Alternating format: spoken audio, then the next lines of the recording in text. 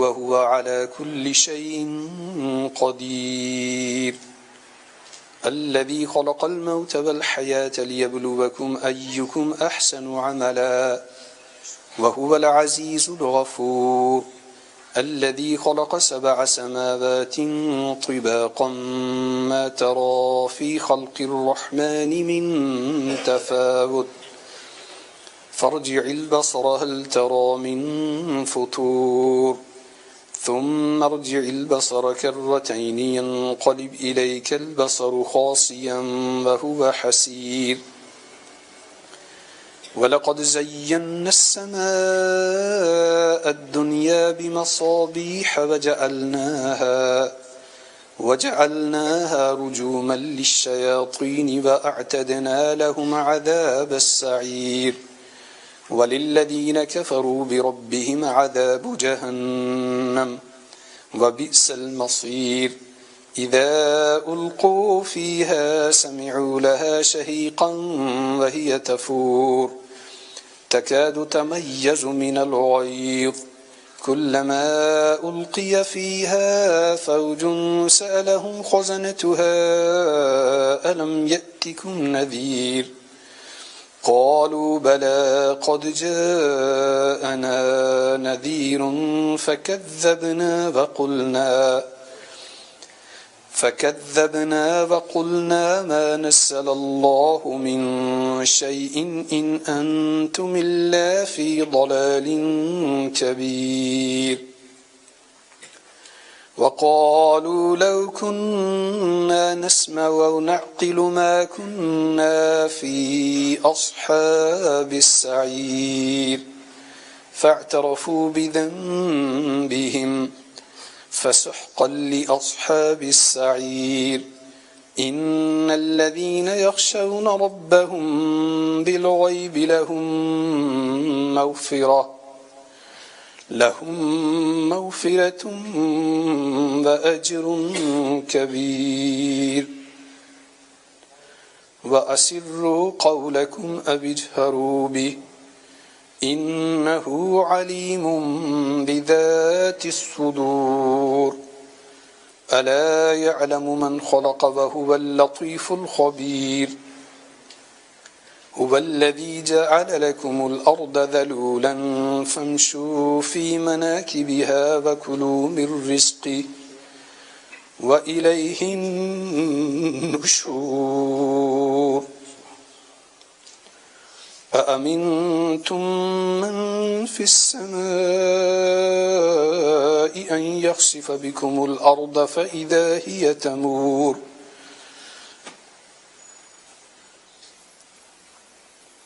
أم أمنتم من في السماء أن يرسل عليكم حاصبا فستعلمون كيف نذير. ولقد كذب الذين من قبلهم فكيف كان نكير. أولم يروا إلى الطير فوقهم صافات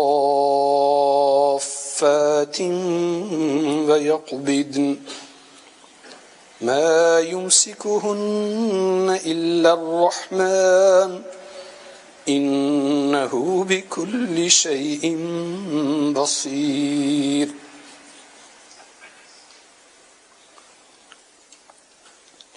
إنه بكل شيء بصير. أمن هذا الذي هو جند لكم ينصركم من دون الرحمن إن الكافرون إلا في غرور. أمن هذا الذي يرزقكم إن أمسك رزقه بل لجوا في عتو ونفور. أفمن يمشي مكبا على وجهه أهدى أمن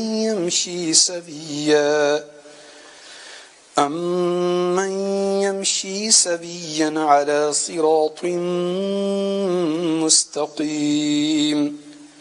قل هو الذي أنشأكم وجعل لكم السمع والأبصار والأفئدة قليلا ما تشكرون قل هو الذي ذرأكم في الأرض وإليه تحشرون ويقولون متى هذا الوعد إن كنتم صادقين قل إنما العلم عند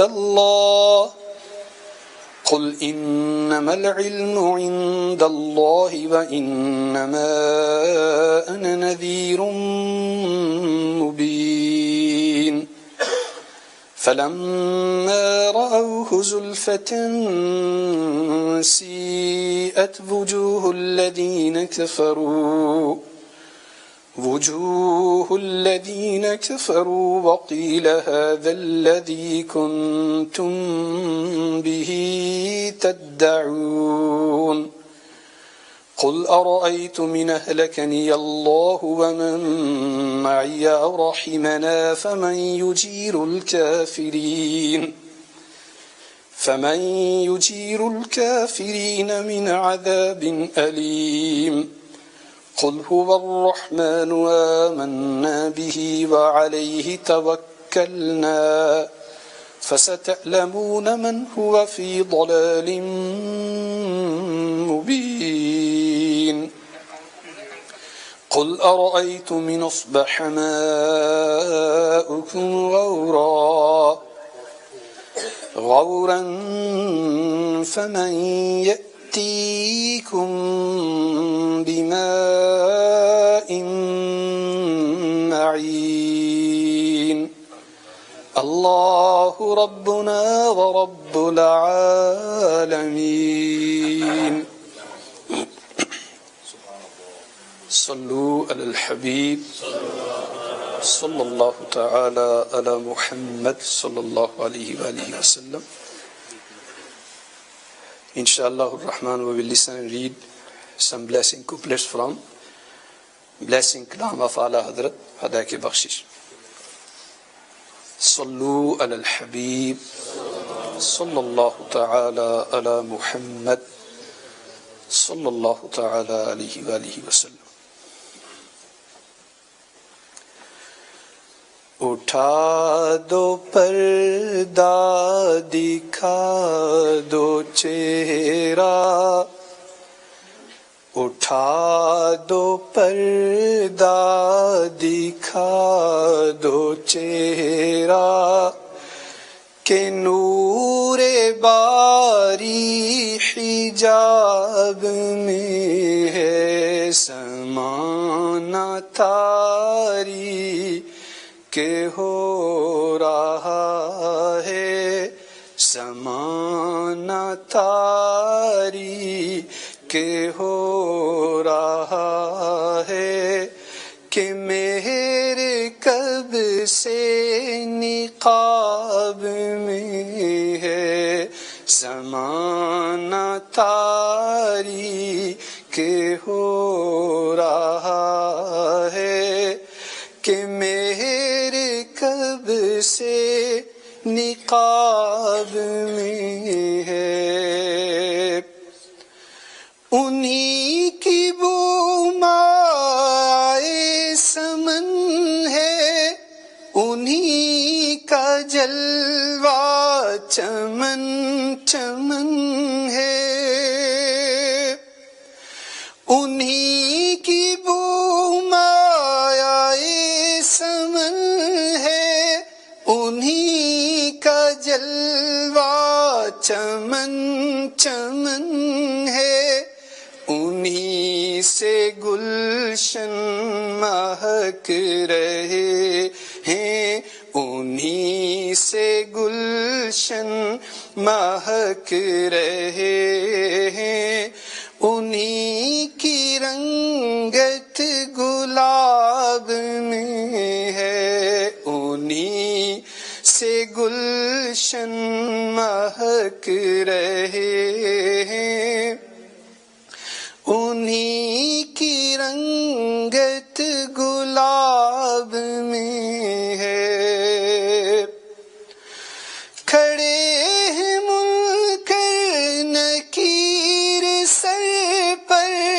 نہ کوئی حامی نہ کوئی یاور، کھڑے ہیں منکر نکیر سر پر، نہ کوئی حامی نہ کوئی یاور، بتا دو آ کر میرے پیمبر،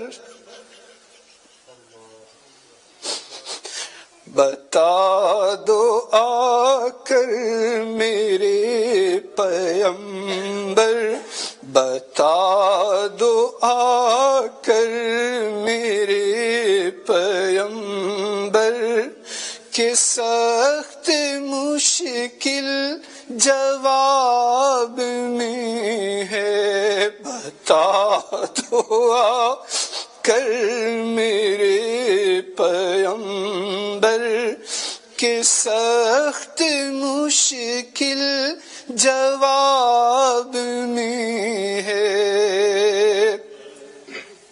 خدا قہار ہے غضب پر، کھلے ہیں بدکاریوں کے دفتر، بچا لو آ کر شفیع محشر،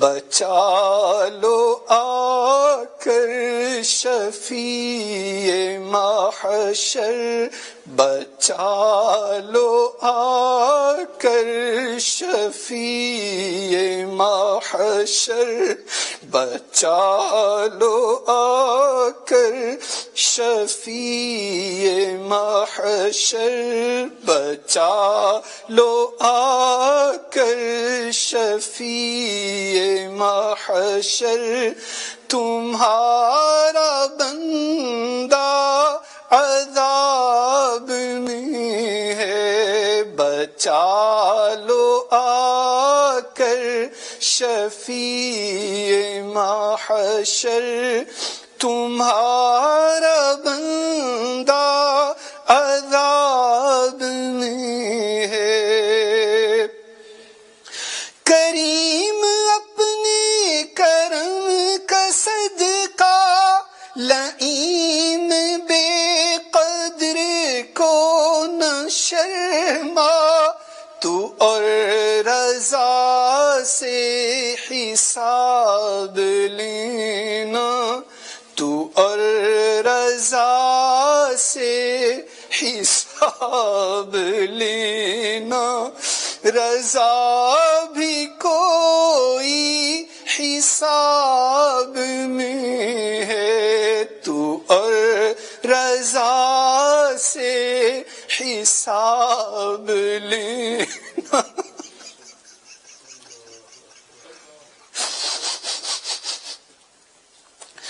تو اور رضا سے حساب لینا، رضا بھی کوئی حساب میں ہے، تو اور گدا سے حساب لینا، گدا بھی کوئی حساب میں ہے، اٹھا دو پردہ دکھا دو چہرہ، کہ نور باری حجاب میں ہے۔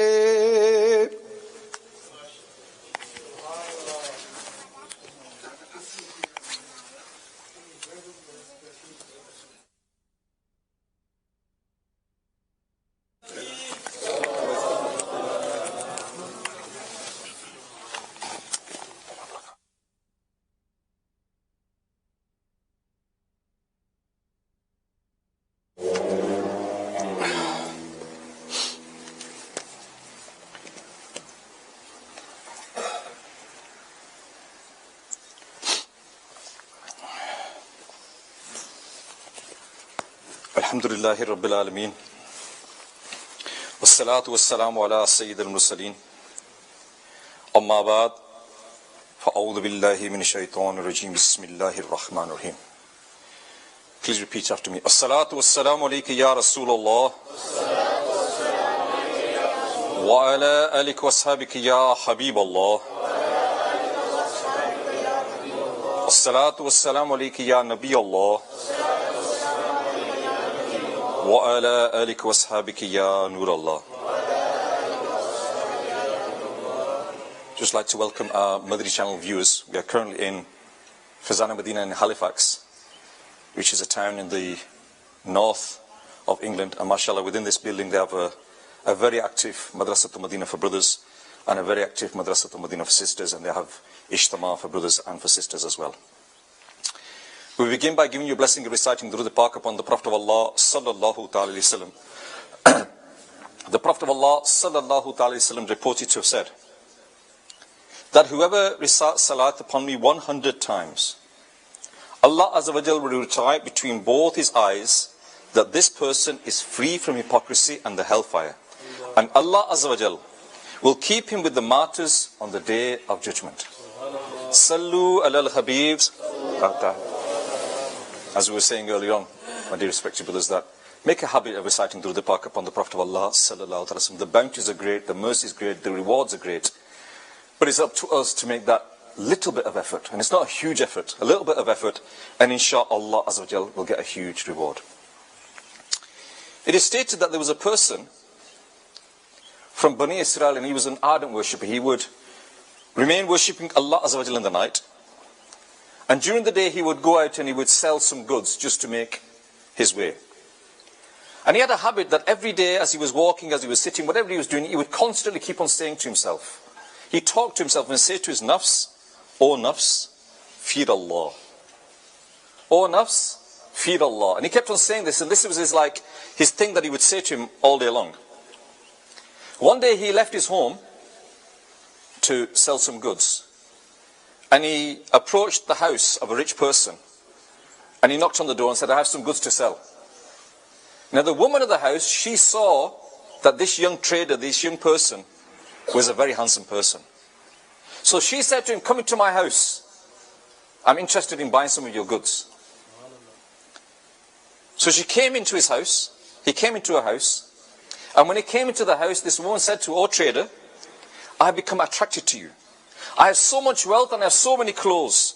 Give up this work and I will give you silk, clothes and plenty of wealth. Having heard this offer, his nafs started to turn towards her. And immediately, as per his habit, he said to himself, O nafs, fear Allah. And then he said to the woman, that I fear my Rabb, I fear Allah. The woman then said to him, you cannot leave this place until you have satisfied my desire. Again, this young man said to himself, O nafs, fear Allah. O nafs, fear Allah. And he was scared now, he was worried now. So then he thought to himself, how can I get myself out of this situation? So he said to the woman, okay, I'll do whatever you say. But let me offer 2 rakat first. 2 rakat nafal, and then I'll do whatever you say.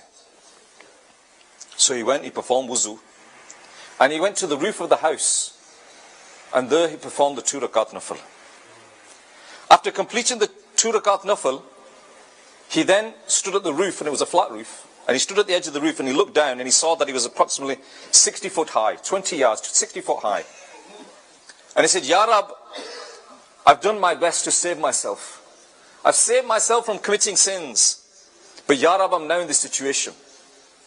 But my nafs, am I telling my nafs that no, fear Allah and don't commit any sins? And with this, Ya Rab, I commit myself to you. So to save himself from committing the sin of adultery, he then jumped off the roof. Allahu Akbar.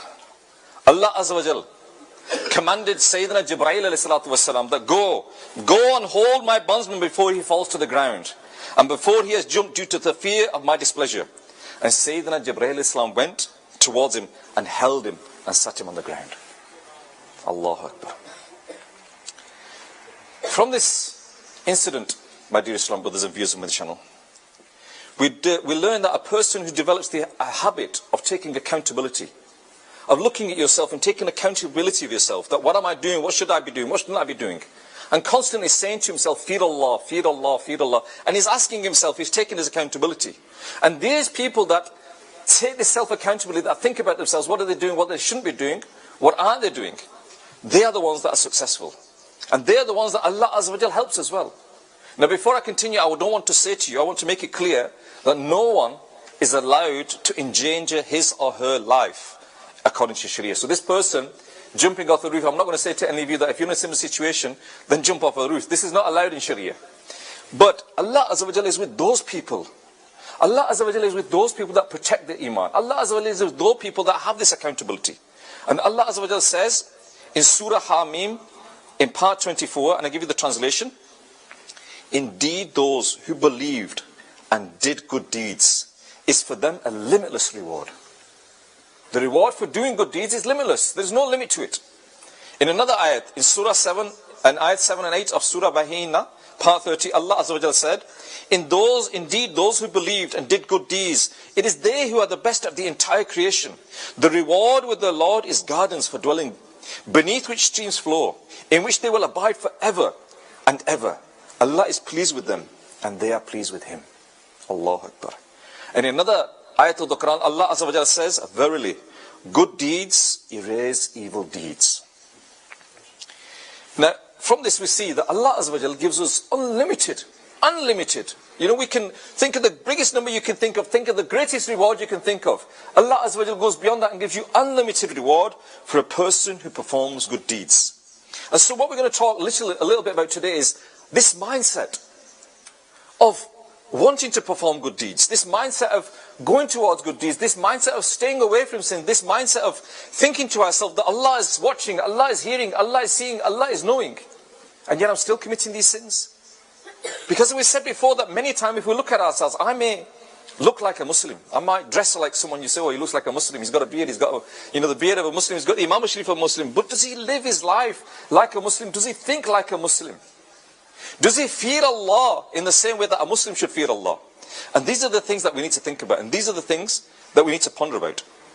Sayyidina Jabir bin Abdullah radiyallahu ta'ala said that, giving a sermon to us, the Prophet of Allah sallallahu alaihi wasallam said, O people, repent to Allah before you die, and hasten to perform good deeds before being busy.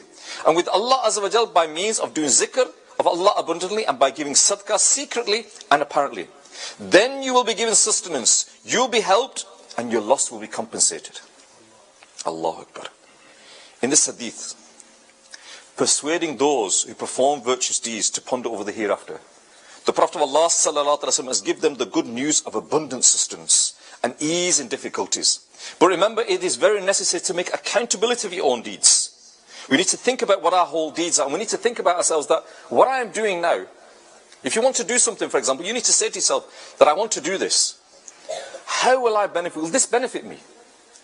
Now, when we ask ourselves this question, the criteria that we weigh on is, will this benefit me financially?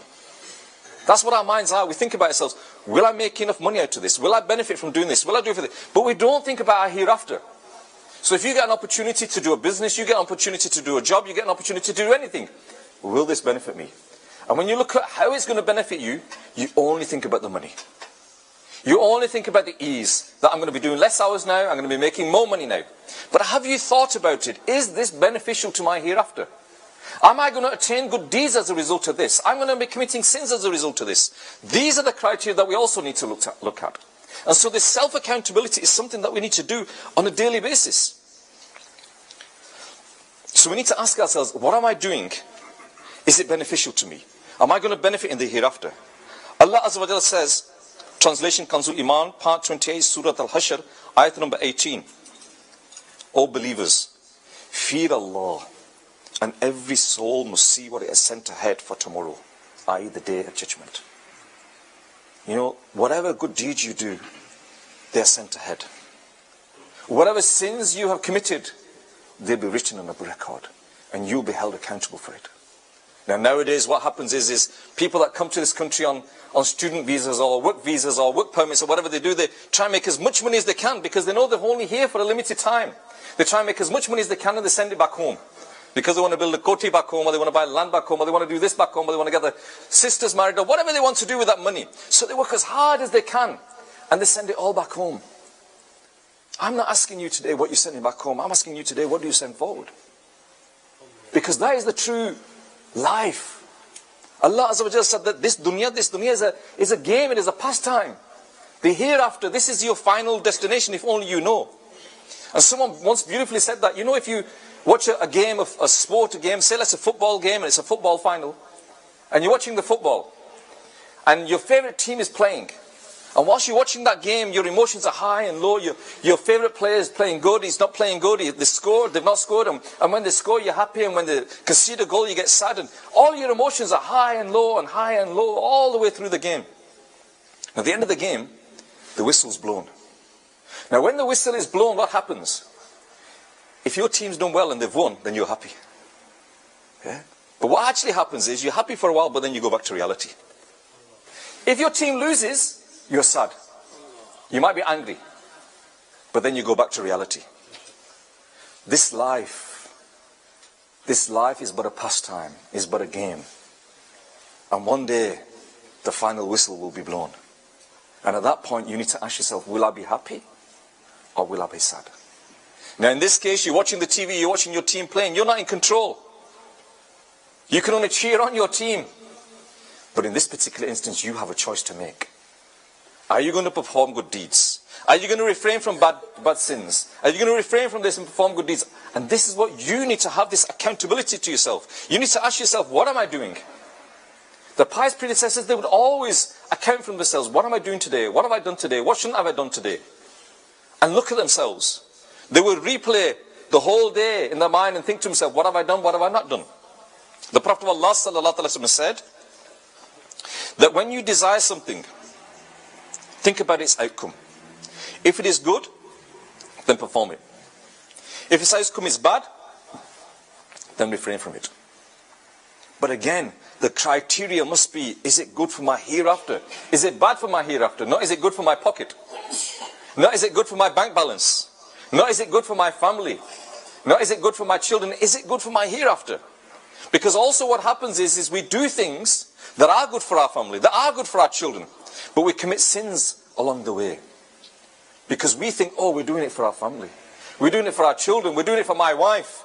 And on the day of judgment, you will be questioned that you committed all these sins. And that same wife, that same children that you've committed all these sins for, you're going to be held accountable. You're going to be held accountable on that day. The Prophet of Allah sallallahu alaihi wasallam is also reported to have said, for a wise person, there should be a moment in which he makes accountability of his nafs. Accountability of your nafs. A wise person makes accountability of his nafs. In another hadith, the Prophet of Allah sallallahu alaihi wasallam is reported to have said, and many of you will have heard this particular or read this particular hadith when you fill in the Madri Namat card, the pious deeds booklet. On the back of that, this particular hadith is written. The Prophet of Allah sallallahu alaihi wasallam says, to ponder over the matters of the hereafter for a moment. To ponder over the matters of the hereafter for a moment is better than worship of 60 years. Allahu Akbar. Now if you understand that, and if you think about that, to think about the hereafter, think about where I'm going. You know, what track is my life on at the moment? Where am I heading if I continue to do what I'm doing? Only you can do that self-accountability. That my life, I'm on this track, I'm earning money like this, these are my friends, these are the places I'm going, this is what I do with my daily life. Where am I going? You need to do that. Now if as a result of doing that, you have those friends that are making you think about your hereafter, you go into those places where you're going to increase your reward in the hereafter, then inshaAllah Azza wa Jal, keep on thinking, keep on assessing it, and keep on doing that.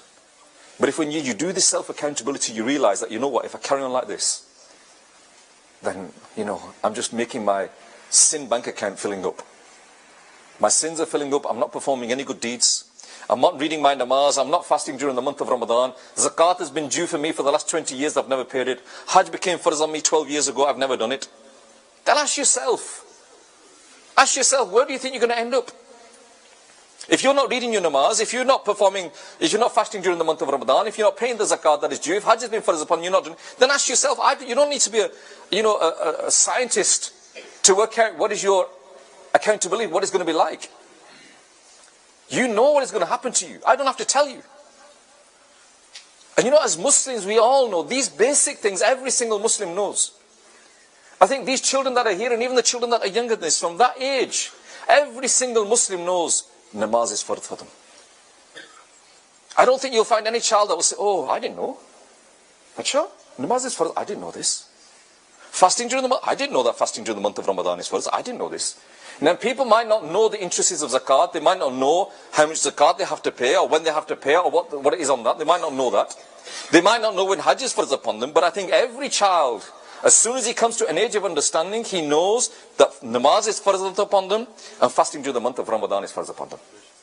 And if that is obligatory upon you, and you are not doing it, do that self-accountability. And ask yourself, if I carry on like this, where am I going? With this in mind, Amir Sunnah has created, and I mentioned it a little bit, a beautiful self-accountability booklet. A pious deeds booklet that does this accountability. Now I advise you all, if you've not got this booklet, get it. I don't know how much it costs, 40 pence, 50 pence, 60 pence, 30 pence. It's not an expensive booklet. I'm not asking you to buy 25 pence. I'm sure you've all got 25 pence in your pocket. If you've not got 25 pence in your pocket, you will all have an Android phone in your pocket. Yeah? So for 25 pence you can get the booklet. And if you can't afford the booklet, you can get an Android, you can download the app. And in this, it's the accountability in there on a daily basis. What should I have been doing? What shouldn't I have doing? And this booklet helps you. The pious people of the past, they didn't need these booklets. Because they would sit, they would ponder, they would think about themselves. But Amir Sunnah has given us this beautiful gift, if only we understand, that in this booklet, it tells you what you should be doing, what you shouldn't be doing, what you can do to earn more reward. And if you read that booklet, and I'm telling you, it's not going to take you an hour to read it. It's not a 200-page book. If it only costs 25 pence, then you understand it's not going to be very thick. It's a few pages. I believe within 12 minutes. 12 minutes you can do self-accountability. 12 minutes on a daily basis. If before you go to sleep you read it and think to yourself, yes, I did this. No, I didn't do that. I'll try and do it tomorrow. Yeah, I did that. I'm not going to do that again.